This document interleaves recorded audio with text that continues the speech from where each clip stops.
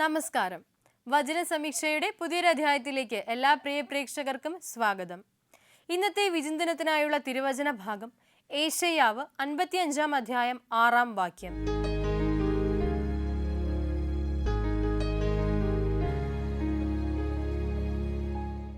യഹോവയെ കണ്ടെത്താവുന്ന സമയം അവനെ അന്വേഷിക്കുവിൻ, അവൻ അടുത്തായിരിക്കുമ്പോൾ അവനെ വിളിച്ചപേക്ഷിക്കുവിൻ. നമ്മുടെയൊക്കെ ജീവിതത്തിൽ പലപ്പോഴും ചെയ്യേണ്ട കാര്യങ്ങൾ ചെയ്യേണ്ട സമയത്ത് ചെയ്യാതെ പോകുന്ന ഒരു സാഹചര്യം അല്ലെങ്കിൽ പ്രവണത വർദ്ധിച്ചു വരുന്നുണ്ട്. ഇന്ന് ചെയ്യേണ്ട കാര്യങ്ങൾ നാളത്തേക്ക് മാറ്റിവെക്കുക, അല്ലെങ്കിൽ ഇന്ന് ചെയ്യേണ്ടവ അല്ലെങ്കിൽ ഇന്നത്തെ എൻ്റെ കർത്തവ്യങ്ങളെ മറ്റുള്ള ദിവസങ്ങളിലേക്ക് മാറ്റിവെക്കുക തുടങ്ങിയ കാര്യങ്ങളൊക്കെയും ഇന്ന് നമ്മുടെ ഇടയിൽ സാധാരണമാണ്. എന്നാൽ ഇവിടെ ഈ വചനം നമ്മളോട് പങ്കുവയ്ക്കുന്ന ഒരൊറ്റ കാര്യം അല്ലെങ്കിൽ ഒരൊറ്റ സന്ദേശം എന്ന് പറയുന്നത് ചെയ്യേണ്ടത് ചെയ്യേണ്ട സമയത്ത് നമ്മൾ ചെയ്തിരിക്കണം എന്നുള്ളതാണ്.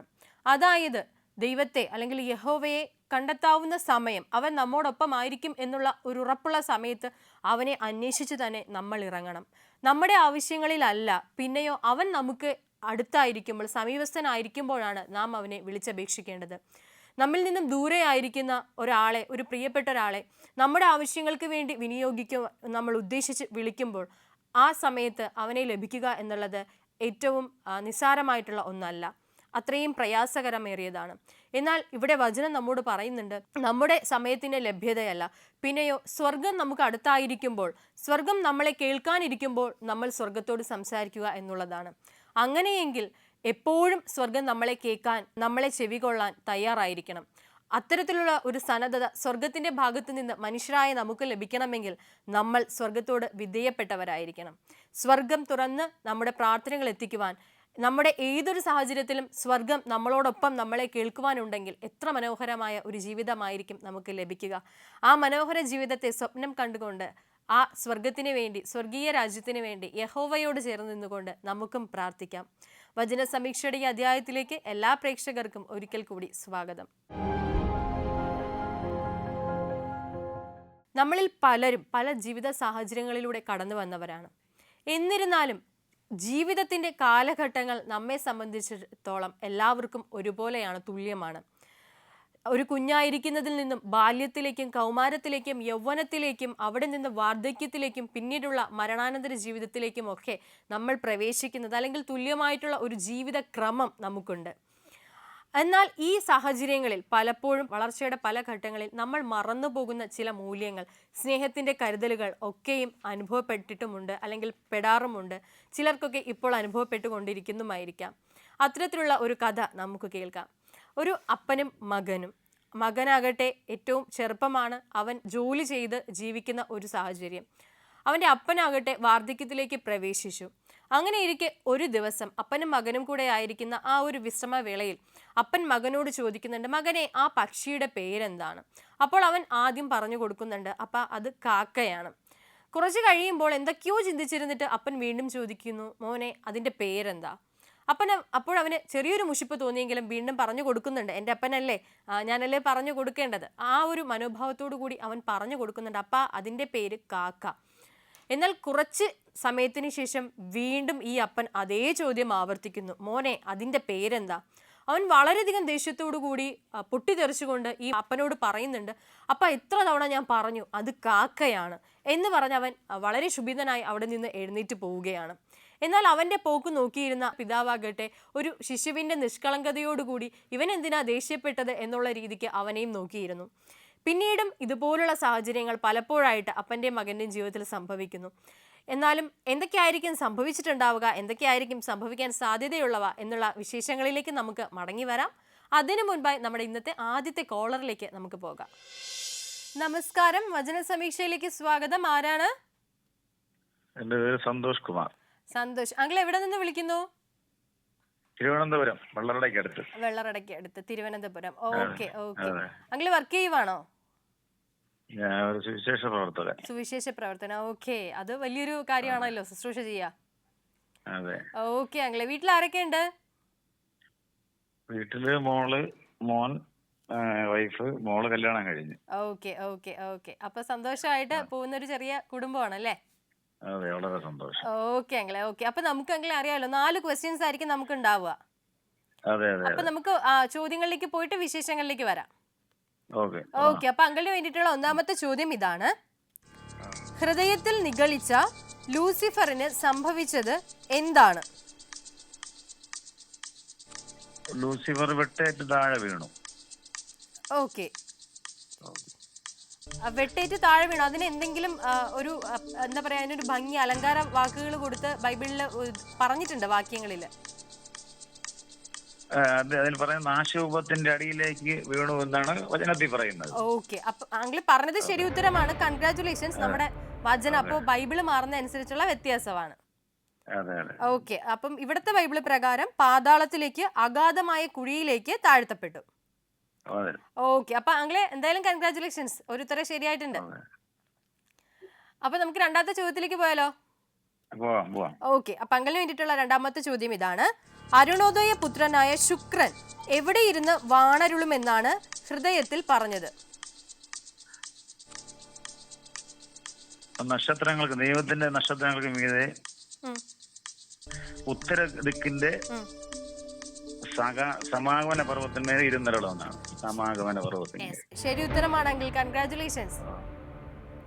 അപ്പൊ അതിന്റെ ഉത്തരം ഇങ്ങനെയാണ്: വടക്കേ ദിക്കിന്റെ അഗ്രഭാഗത്ത് സമാഗമന പർവ്വതത്തിന്മേൽ.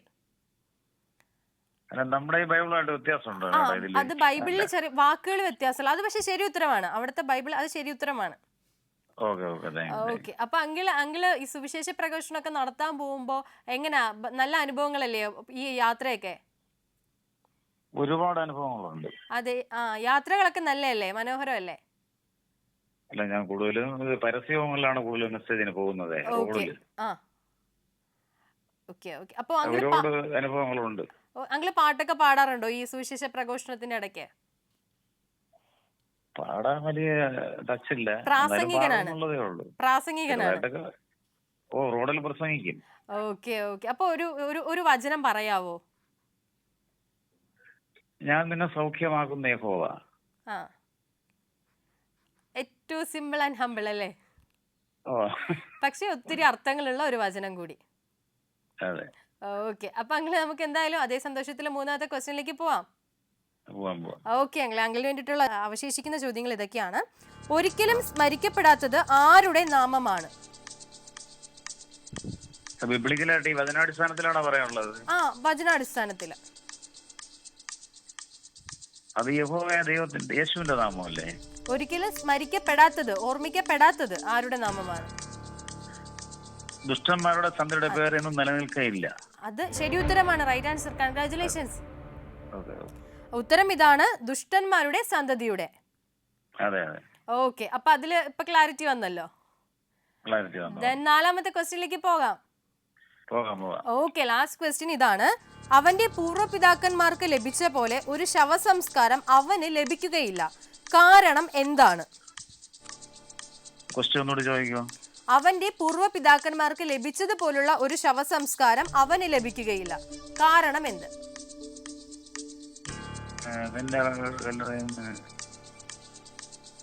നിന്റെ ജനത്തെ കൊന്നുകളഞ്ഞത് കൊണ്ട് നിനക്ക് അവയെക്കുള്ള സംസ്കാരം ഉണ്ടാകുകയില്ല. അതെ, ആ ബിബ്ലിക്കലായിട്ടുള്ള ആ വചനം, അതാണ് നമ്മുടെ ഉത്തരം. ശരി ഉത്തരം. കൺഗ്രാറ്റുലേഷൻസ്.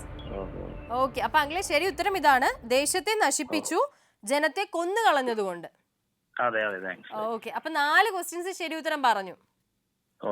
ഒരു സുവിശേഷ പ്രഘോഷകൻ എന്ന നിലയ്ക്ക് വളരെ എന്താ പറയാ, അർത്ഥവത്തായിട്ടുള്ള ഒരു വചനവും പറഞ്ഞു. അപ്പോ നമുക്ക് ഭയങ്കര സന്തോഷമായി അങ്കിളെ. താങ്ക് യു വിളിച്ചതിന്. ഇനിയും വിളിക്കാം അങ്കിളെ. Okay, same to you. Okay uncle. തിരുവനന്തപുരത്ത് നിന്നുള്ള സന്തോഷങ്ങളായിരുന്നു നമ്മളോടൊപ്പം ഉണ്ടായിരുന്നത്. അങ്കിൾ ഒരു സുവിശേഷ പ്രഘോഷകൻ കൂടിയാണ്. അപ്പോൾ അത്രയും ബൈബിളിനെ ആധികാരികമായിട്ട് അറിയാവുന്ന ഒരാൾ കൂടിയാണ്. അപ്പോൾ 4 ക്വസ്റ്റ്യൻസിനും ശരി ഉത്തരം നൽകി വളരെ സന്തോഷകരമായിട്ട് ആ കുറച്ച് നിമിഷങ്ങൾ നമ്മളുമായിട്ട് പങ്കുവച്ചു. അപ്പോൾ കുടുംബത്തിന് വേണ്ടി, അങ്കിളിന് വേണ്ടിയിട്ടൊക്കെ നമുക്ക് പ്രാർത്ഥനയിൽ, അല്ലെങ്കിൽ അവർക്ക് വേണ്ടി നമുക്ക് പ്രാർത്ഥിക്കാം. നമുക്ക് നമ്മുടെ കഥയിലേക്ക് മടങ്ങി വരാം. മകനോട് ചോദ്യങ്ങൾ ചോദിച്ച് വശം കേട്ട ഒരു അപ്പനും, അല്ലെങ്കിൽ അതിലൊരു മുഷിപ്പ് തോന്നിയ മകൻ്റെയും ഒരു അവസ്ഥയിലായിരുന്നു നമ്മൾ എത്തി നിന്നത്. വീണ്ടും പിന്നീടുള്ള ദിവസങ്ങളിലും ഈ അച്ഛൻ, അല്ലെങ്കിൽ ഈ അപ്പൻ മകനോട് ഇത് തന്നെ ആവർത്തിച്ച് പല ചോദ്യങ്ങളും ചോദിച്ചുകൊണ്ടിരിക്കുകയാണ്. അതോടൊപ്പം തന്നെ ഒരു ദിവസം ഭക്ഷണത്തിനിരിക്കുമ്പോൾ അപ്പൻ്റെ കയ്യിൽ നിന്നും സ്പൂണ് താഴേക്ക് വീഴുകയാണ്.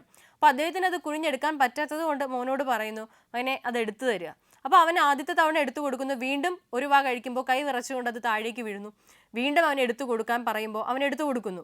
3, 4, 5 തവണ ഇത് ആവർത്തിക്കുമ്പോഴും എടുത്തു കൊടുത്തതിന് ശേഷം മകനെ ദേഷ്യത്തിൽ എഴുന്നേറ്റ് പോകുന്നുണ്ട്. എന്നിട്ട് പറയുന്നുണ്ട്, ഇനി മുതൽ അപ്പനെ തറയിലിരുത്തിയാൽ മതി, അതാവുമ്പോൾ കയ്യിൽ നിന്ന് താഴെ പോയാലും എടുത്തു കഴിക്കാൻ പറ്റുമല്ലോ, ഇനി എന്തിനാ മേശയിലിരിക്കുന്നത്, അപ്പന് പ്രായമായില്ലേ. അപ്പോൾ ഇത് കേട്ടിട്ട് ഈ അപ്പൻ്റെ ഹൃദയം ഒന്ന് വേദനിക്കുന്നുണ്ട്. അപ്പോൾ പല ഓർമ്മകളിലേക്കും ഈ അപ്പൻ പോകുന്നുണ്ട്. അപ്പൻ്റെ ഓർമ്മകളിൽ നിന്നുകൊണ്ട് തന്നെ അപ്പൻ മകനോട് പറയുന്നു, എൻ്റെ മേശപ്പുറത്ത് ഒരു പൂട്ടി വെച്ചിരിക്കുന്ന വലിയ ഇരുമ്പ് പെട്ടിയുടെ അടിയിലായിട്ട് ഏറ്റവും താഴെ ഭാഗത്തായിട്ട് ഒരു ഡയറി ഇരിപ്പുണ്ട്, അതൊന്ന് എനിക്ക് എടുത്തു തരാമോ. അപ്പം മോൻ ചോദിക്കുന്നുണ്ട്, ഈ പ്രായമായ സമയത്ത് അല്ലെങ്കിൽ അപ്പൻ അതൊന്നും ഇപ്പോൾ വായിക്കാനുള്ള ഒരു അവസ്ഥ അല്ലല്ലോ, അപ്പന് കാഴ്ചയില്ലല്ലോ, അപ്പം എങ്ങനെ അതും ഇനി ഞാൻ വായിച്ചു തരണമായിരിക്കും അല്ലേ, എന്നെ കൂടി ബുദ്ധിമുട്ടിപ്പിക്കാനായിരിക്കും ഒരു പക്ഷേ അപ്പൻ ഇത് എടുക്കാൻ പറയുന്നത് അല്ലേ എന്ന് പറഞ്ഞുള്ള ദേഷ്യം കൊണ്ട് വാശി കൊണ്ട് അത് എടുക്കാൻ പോവുകയാണ്. അങ്ങനെ ആ ഒരു ഡയറി എടുത്തുകൊണ്ടുവന്ന് അവൻ അപ്പൻ്റെ അടുത്തിരിക്കുന്നു. അവൻ ഉദ്ദേശിച്ചതുപോലെ തന്നെ അപ്പം പറയുന്നുണ്ട്, എനിക്ക് വേണ്ടിയിട്ട് നീ അതൊന്ന് വായിക്കണം, നീ അവസാനമായിട്ട് എനിക്കൊന്ന് വായിച്ചു തന്നാൽ മതി, കാരണം എൻ്റെ ജീവിതത്തെ ഒന്നും കൂടി കേൾക്കുവാൻ ഞാൻ ആഗ്രഹിക്കുന്നു. അങ്ങനെ മുഷിപ്പോടെയാണെങ്കിലും അപ്പൻ പറഞ്ഞതല്ലേ എന്നുള്ള ഒരു ധാരണയിൽ ഈ മകൻ ആ ഡയറി വായിക്കാൻ തുടങ്ങിയാണ്. അപ്പോൾ ഡയറിക്കകത്ത് പല അനുഭവങ്ങളും പല സന്ദർഭങ്ങളും അപ്പൻ കുറിച്ചു വെച്ചിട്ടുണ്ട്. എന്തൊക്കെയായിരുന്നു ആ കുറിപ്പ് എന്നുള്ളതിലേക്ക് നമുക്ക് മടങ്ങി വരാം. അതിനു മുൻപായി നമുക്ക് നമ്മുടെ രണ്ടാമത്തെ കോളറിലേക്ക് നമുക്ക് പോകാം. നമസ്കാരം, വചന സമീക്ഷയിലേക്ക് സ്വാഗതം. ആരാണ്? ചിന്നമ്മ. ഓക്കെ ആന്റി, എവിടെ നിന്ന് വിളിക്കുന്നു? എവിടെ ആന്റി? വടക്കൻ പറവൂർ. Okay okay. വീട്ടിൽ ആരൊക്കെ ഉണ്ട്? ഞാൻ മാത്രം ഒറ്റയ്ക്ക്. ഓക്കെ, സുഖജീവിതം നയിക്കുവാണ് അപ്പൊ. സുഖജീവിതമൊന്നുമില്ല, ഞങ്ങൾക്ക് പോണെന്ന് മാത്രം. ദൈവകൃപയാൽ പോകുന്നു. അതെ, ദൈവത്തിന്റെ കൃപയാൽ അങ്ങനെ പോകുന്നു. പിള്ളേര് രണ്ടുപേരും കെട്ടിച്ച് വിട്ടു, ഹസ്ബൻഡ് ഇല്ല, മരിച്ചുപോയി. ഓക്കെ ആന്റി, അപ്പം നമുക്ക് എന്തായാലും ക്വസ്റ്റ്യൻസിലേക്ക് പോയാലോ? പോകാം. അപ്പൊ ആന്റിക്ക് വേണ്ടിയിട്ടുള്ള ഒന്നാമത്തെ ചോദ്യം ഇതാണ്, ബാബിലോണിനോടും അവന്റെ രാജാവിനോടും യഹോവ എന്താണ് ചെയ്യുന്നത്? ബാബിലോണിനോടും അവന്റെ രാജാവിനോടും യഹോവ. ബാബേലിന് പേരിനെയും ശേഷിപ്പിനെയും പുത്രനെയും. അതാണോ? അതന്നെ, പറഞ്ഞോളൂ. പുത്രനെയും പൗത്രനെയും ഛേദിച്ചു കളയും. അതന്നെയാണ് യഹോവ അരുളി ചെയ്യുന്നു. അങ്ങനെ. ഓക്കെ, അത് തന്നെയാണ് ശരി ഉത്തരം. കൺഗ്രാറ്റുലേഷൻസ്. ഉത്തരം ഇതാണ്, അവർക്കെതിരായി എഴുന്നേറ്റ് ബാബിലോണിൽ അവശേഷിക്കുന്നവരെയും അവരുടെ നാമത്തെയും പുത്രനെയും പൗത്രനെയും ഛേദിച്ചു കളയും. Okay okay okay. അപ്പൊ നമുക്ക് രണ്ടാമത്തെ ക്വസ്റ്റ്യനിലേക്ക് പോയാലോ? ചോദ്യം ഇതാണ്, ആരെയാണ് യഹോവ തകർക്കുകയും യഹോവയുടെ പർവ്വതത്തിൽ വച്ച് ചവിട്ടി മെതിക്കുകയും ചെയ്യുന്നത്? സംശയമൊന്നുമില്ല. ഓക്കെ, അപ്പൊ അത് ശരി ഉത്തരമാണ്. അത് പെട്ടെന്ന് ഉത്തരം പറഞ്ഞല്ലോ, അതുകൊണ്ട് ഞാൻ പറഞ്ഞ ഒന്ന് കുഴപ്പിക്കാൻ വേണ്ടി. അപ്പൊ എന്തായാലും ശരി ഉത്തരം അശൂരിനെ. ഓക്കെ, അപ്പൊ ആന്റി നമുക്ക് എന്താ നമ്മുടെ പ്രേക്ഷകർക്ക് വേണ്ടി ചെയ്യാ? പാട്ട് പാടാനാണോ ഇഷ്ടം, വചനം പങ്കുവയ്ക്കാനാണോ ഇഷ്ടം, എന്താ ഇഷ്ടം? അങ്ങനെയൊക്കെ ഭയങ്കര പതിപ്പ് പറഞ്ഞുതരാം. യഹോവേ, അല്ല ദൈവമേ, നിന്റെ നാമത്താൽ എന്നെ ശക്തീകരിക്കുകയും നിന്റെ ശക്തിയാൽ എന്നെ നാമീകരിക്കുകയും ചെയ്യണമെന്ന് പോയാ. നിന്റെ നാമത്താൽ ശക്തീകരിക്കണമേ, നിന്റെ പ്രവർത്തിയാൽ എന്നെ ശക്തിപ്പെടുത്തണം. അതൊരു ഭജനം. സങ്കീർത്തനം 54:4. ഓക്കെ ആന്റി, അപ്പൊ എന്തായാലും സന്തോഷം. പറഞ്ഞപ്പോ തന്നെ വചനവും പങ്കുവെച്ചല്ലോ, അല്ലെങ്കിൽ വചനവും പറഞ്ഞല്ലോ. അതെ. അപ്പൊ നമുക്ക് മൂന്നാമത്തെ ക്വസ്റ്റ്യനിലേക്ക് പോകാം. ഓക്കെ, ചോദ്യം ഇതാണ്, ആഹാസ് രാജാവ് മരിച്ച വർഷം ഉണ്ടായ പ്രവചനം ഏത് ദേശത്തിന്റെ നാശത്തെ കുറിച്ചാണ്? സകല വിളിച്ചതും ആകാശരാവിൽ മരിച്ചാണ്ടില്ല പ്രവാചകൻ ഉണ്ടായി എന്നാണ് എഴുതിയേക്കണതല്ലേ. അപ്പൊ ഒരു പ്രവാചകൻ ഉണ്ടായി. സകല പെരിശ ദേശമായുള്ളവരെ നിന്നെ അടിച്ചവന്റെ വടി ഒടിഞ്ഞിരിക്കുകൊണ്ട് സന്തോഷിക്കണ്ട. ആന്റി പറഞ്ഞതിൽ തന്നെ ഉണ്ട്, ഏത് ദേശവാ, ഏത് ദേശത്തിന്റെ നാശവാ? പെരിസ്യ ദേശം. അതാണ് ഉത്തരം. നമുക്ക് വേണ്ട ഉത്തരം അതാണ്. കൺഗ്രാറ്റുലേഷൻസ്. ഓക്കെ, അപ്പൊ ഉത്തരം ഇതാണ്, ഫെലിസ്ത്യ ദേശം. Okay okay. അപ്പൊ നമുക്ക് നാലാമത്തെ ക്വസ്റ്റ്യനിലേക്ക് പോവാം. ആ ഓക്കെ, ചോദ്യം ഇതാണ്. അശൂരിന്റെ തകർച്ചയിൽ എന്ത് സംഭവിക്കുമെന്നുള്ള ഉറപ്പാണ് യഹോവ നൽകിയത്? അവന്റെ ഉം, അവന്റെ ചുമട് അവരുടെ തോളിൽ നിന്ന് മാറിപ്പോകും. ശരി ഉത്തരം. ആ കൺഗ്രാറ്റുലേഷൻസ്. ഉത്തരം ഇതാണ്. അവന്റെ മുഖം അവരുടെ മേൽ നിന്ന് നീങ്ങും, അവന്റെ ചുമട് അവരുടെ തോളിൽ നിന്ന് മാറിപ്പോകും. തോളിൽ നിന്ന് മാറിപ്പോകും. ഓക്കെ, അത് തന്നെയാണ്. അത് തന്നെയാണ്. ഒക്കെ അപ്പൊ ചെറിയ എല്ലാം തീർന്നല്ലോ. ചെറിയ കുറച്ച് ഇതുണ്ടായിരുന്നേ ഉള്ളൂ, ബാക്കിയെല്ലാം ശരിയാണ്. ഓക്കെ ഓക്കെ, അപ്പൊ 4 ക്വസ്റ്റ്യൻസും ഏറെക്കുറെ ശരി ഉത്തരം പറഞ്ഞു അല്ലേ?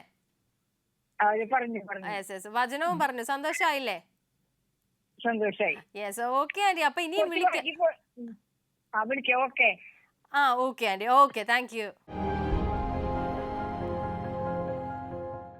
അപ്പോൾ ചിന്നമ്മ ആന്റി ആയിരുന്നു നമ്മളോടൊപ്പം ഉണ്ടായിരുന്നത്.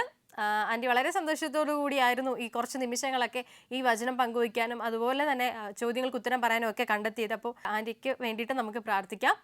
നമുക്ക് നമ്മുടെ കഥയിലേക്ക് മടങ്ങി വരാം. ഈ അപ്പനും മകനും തമ്മിലുള്ള സംഭാഷണമാണ്. ഈ അപ്പൻ്റെ ഡയറി വായിച്ചു തുടങ്ങിയാണ് മകൻ. അപ്പോൾ അവൻ വായിക്കുന്ന സമയത്ത് അതിൽ ആദ്യമായിട്ട് വന്ന അല്ലെങ്കിൽ അവനെ കൊണ്ട് വായിപ്പിച്ച ഭാഗം ഇങ്ങനെയായിരുന്നു. ഇന്ന് എൻ്റെ മകൻ 3 വയസ്സുള്ള എൻ്റെ മകൻ എന്നോട് ചോദിച്ചു, അപ്പ അതെന്താണെന്നുള്ളത്. അപ്പം ഞാൻ അവന് ഉത്തരം കൊടുത്തു, മോനെ അതൊരു പക്ഷിയാണ്, അതിൻ്റെ പേര് തത്ത. അങ്ങനെ അവൻ ആ ചോദ്യം അന്നത്തെ ദിവസം മുഴുവനും ആവർത്തിച്ചു. 23 തവണ അവൻ എന്നോട് ചോദിച്ചു, പപ്പ അതിൻ്റെ പേരെന്താ, അതെന്താണ്, അതിൻ്റെ പേരെന്താ. അതിന് ഞാൻ ക്ഷമയോടുകൂടി അവന് ഉത്തരം നൽകി ഓരോ തവണയും. അപ്പോൾ ഇത് വായിച്ചപ്പോൾ തന്നെ ഈ മകന് ഒരു ബോധോദയം അല്ലെങ്കിൽ അവൻ്റെ മനസ്സിൽ എന്തൊക്കെയോ ഒരു ചിന്ത ഉണ്ടാവുകയാണ്, ഒരു പ്രകമ്പനം കൊള്ളിക്കുന്ന തരത്തിലുള്ള ഒരു ചിന്ത. എൻ്റെ അപ്പനോട് ഞാൻ അന്ന് കാണിച്ചതുപോലെ അല്ലേ എൻ്റെ അപ്പൻ്റെ വാർദ്ധക്യത്തിൽ എന്നോട് കാണിക്കുന്നത്. വീണ്ടും ആകാംക്ഷയോടെ അവൻ ആ ഡയറി വായിക്കുകയാണ്.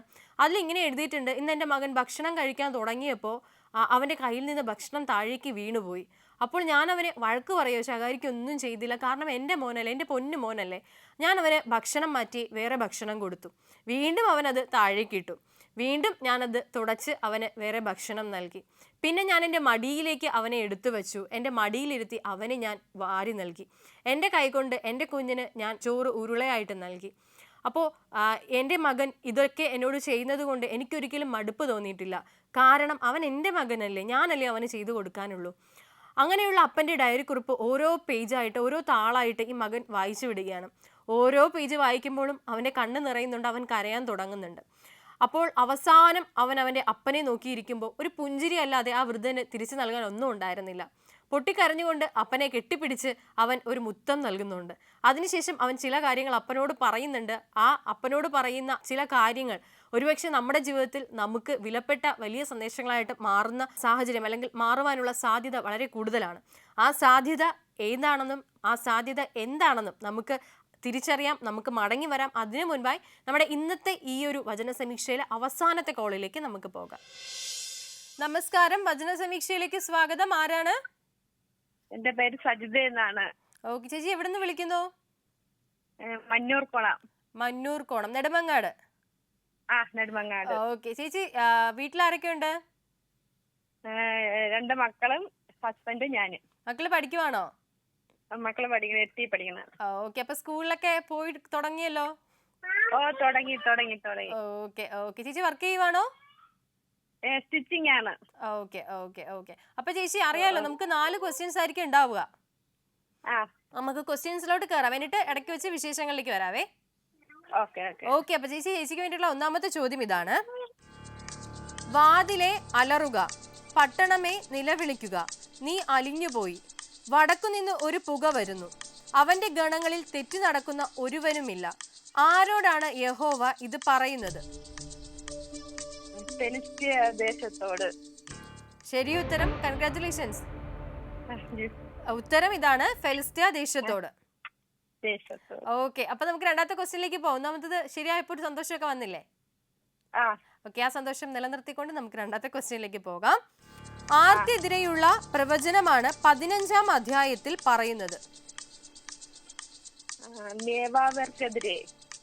അതും ശരി ഉത്തരം, കൺഗ്രാറ്റുലേഷൻസ്. ഓക്കെ, അപ്പൊ ഒരു ചിരിയൊക്കെ വന്നു അല്ലേ?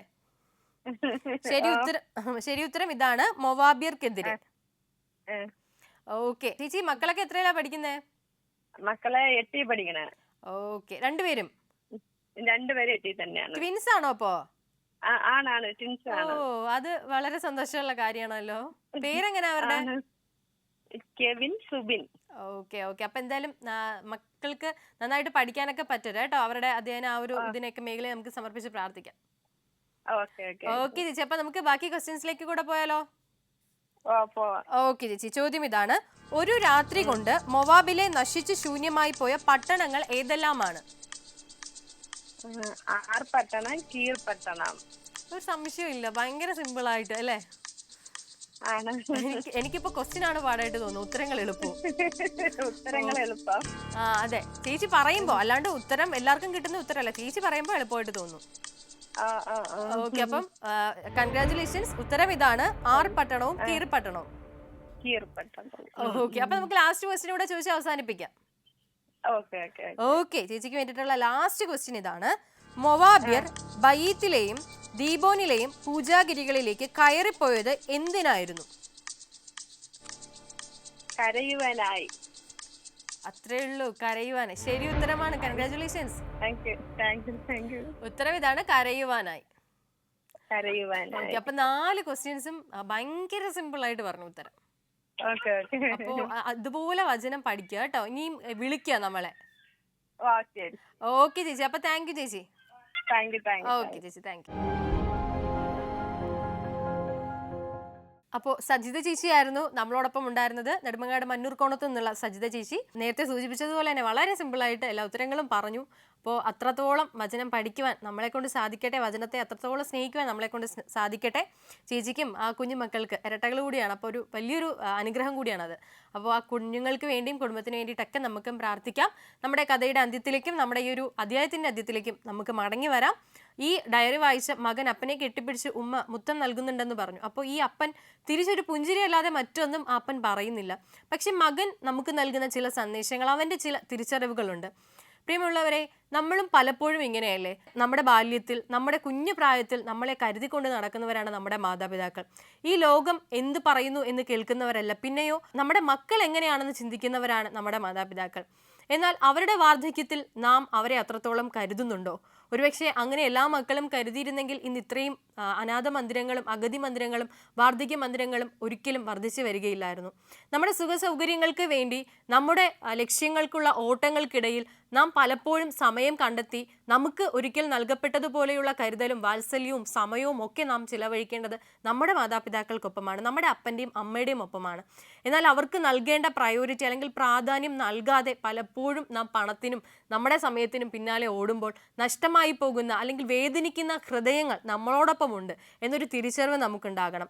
ഒരിക്കൽ നമുക്ക് വേദനിച്ചപ്പോൾ നമ്മളോടൊപ്പം കരഞ്ഞ നമ്മുടെ മാതാപിതാക്കളെ, നമ്മൾ ചിരിച്ചപ്പോൾ നമ്മളോടൊപ്പം ചിരിച്ച നമ്മുടെ മാതാപിതാക്കളെ ചേർത്ത് പിടിക്കുവാൻ, സ്നേഹിക്കുവാൻ, ഒരു കുഞ്ഞിൻ്റെ കരുതലോടെ, ഒരു ശിശുവിൻ്റെ കരുതലോടെ നിഷ്കളങ്കരായ ആ വാർദ്ധക്യ കാലത്തെ സമ്പന്നമാക്കുവാൻ, ഈ ലോക ജീവിതത്തിൽ നിന്നും അവർ സ്വർഗത്തിലേക്ക് യാത്രയാകുമ്പോൾ അവിടെ തൻ്റെ മക്കളുടെ സ്നേഹം അനുഭവിച്ചുകൊണ്ട് അത്രയും അനുഭവ സമ്പത്തോടുകൂടി ഇവിടെ നിന്ന് മടങ്ങുവാൻ, ഭൂമിയിലെ ജീവിതം അവസാനിക്കുവാൻ ഓരോ മാതാവും പിതാവും മക്കളെ സ്നേഹിക്കുന്ന ഏതൊരു അപ്പനും അമ്മയും അർഹിക്കുന്ന ഒന്നാണ്.